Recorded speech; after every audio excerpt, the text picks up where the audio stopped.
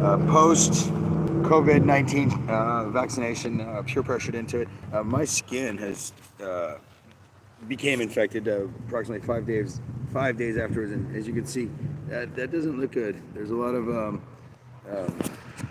skin flaking off here. It originally started feeling pain here within 10 hours. It spread pretty severely, not from just like feeling like I got hit by a baseball bat or kicked in the shin playing soccer, but it spread quite rapidly. And as you can see, this ankle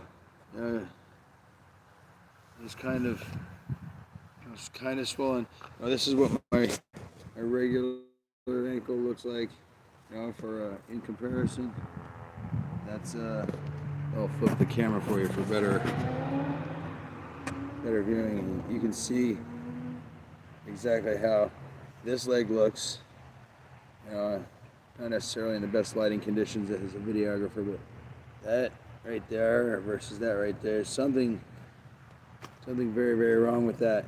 And being that I got the COVID-19 shot at age 49, like I guinea pigged myself, I was peer pressured into it by family and some friends, but like my family is the most important thing, and they all were insistent that I couldn't really come and see them or be around them. This is what happened to my leg after 10 hours of a agonizing pain. Decided to go to the hospital, and I was released, and then it didn't seem to be getting better. So I went back, and they decided they were going to keep me this time and do IV antibiotics, because there was a chance that not only could I lose my leg, or part of my leg, but if it became septicemic, which means it's in your bloodstream, that it could kill me. I mean, it's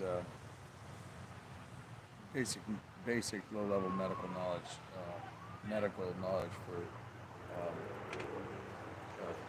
whether you're a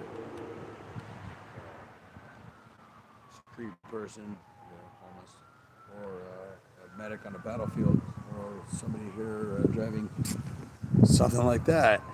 Hooray for the medics! Right on, you guys. Lifesavers, EMTs, personnel, firefighters that help people rather than hinder them. I'm going to throw even the fact that most people don't like the fact fuck the police, but you know what? Some of them are good people. Sometimes they need to be given a break, but if they're not going to stand down and they're told to do illegal things against constitutional rights like protesting and stuff, peaceful protesting by the masses in the streets, declaring an illegal occupation, or we have our First Amendment rights. One thing that people have to remember, when they come with force, they're the aggressor, and also we are the righteous as long as we're doing no wrong and expressing ourselves. We start breaking things and lighting things on fire, getting violent, then that would be cause to send in ways to protect the general public, because not everybody wants to be in the middle of a war zone. And it happens more often than it's getting a little more difficult these days out here to live, not only as a homeless, but even as just a passerby, because I've known people who'd be like, just passing by and this dude's something got hyphy, and I caught a fucking bullet to the leg or something after they're shooting guns at each other. And it's like timing and placement, so you got to pay attention to your surroundings. Making this documentary is not only a homeless veteran, it's not personal for me, because I'm not trying to gain any wealth or fame out of it. I'm way more famous than I really wanted to be for whatever reasons. If you love me or hate me, great. At least you know me. And got to make sure I'm flying the colors here. Once again, we'll do a quick turnaround of our surroundings. We have the flags. It's blowing gloriously today. I like this spot for a variety of reasons. And if you don't know why, then I can tell you, it's just home, a home away from home. And Hayward's a really cool city, and this is a nice little area. It only gets occupied by a few here and there once in a while. I have a neighbor. I don't know if you can see. We'll check it out in the background. Right? Because this is what active journalism is like. You have to be able to catch things in the moment. Where'd he go? Over my ear to the backside.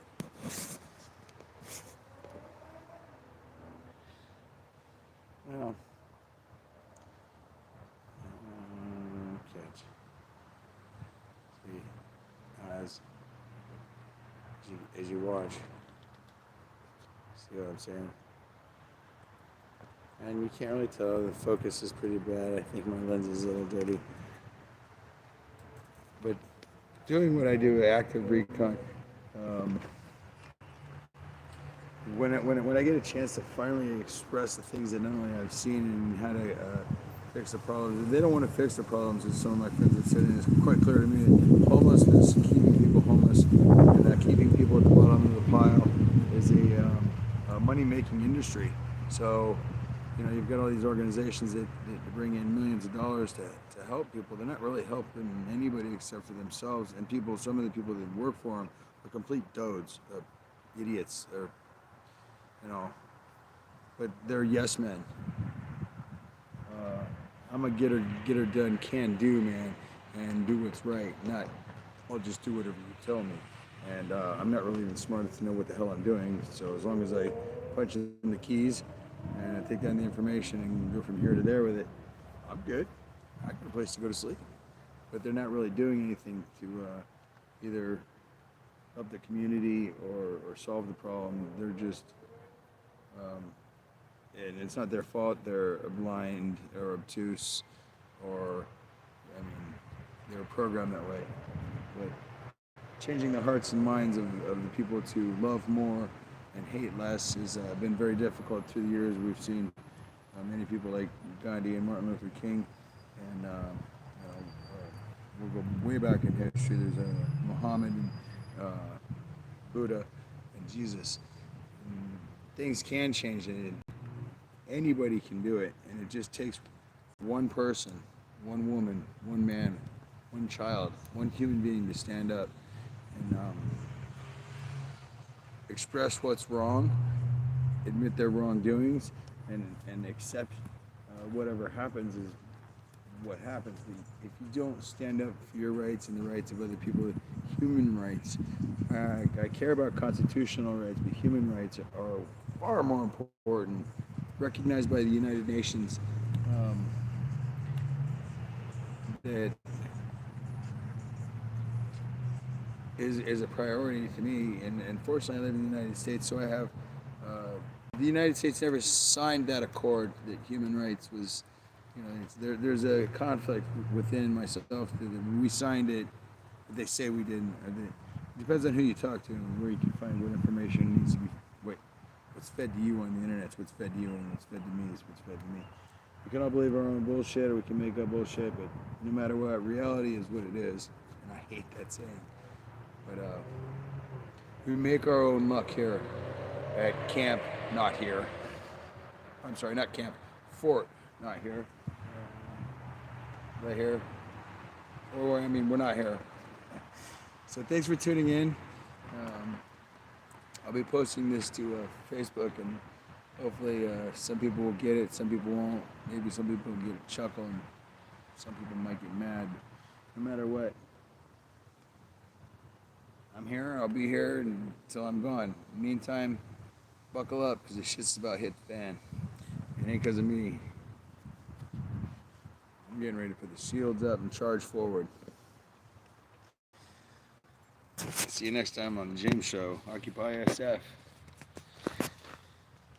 Veterans for Peace, first they came for the homeless. Signing out, this has been a First Amendment presentation of life and history, a little bit, and bullshit. Just a regular day of, I need a drink. We'll see you next time on Reality.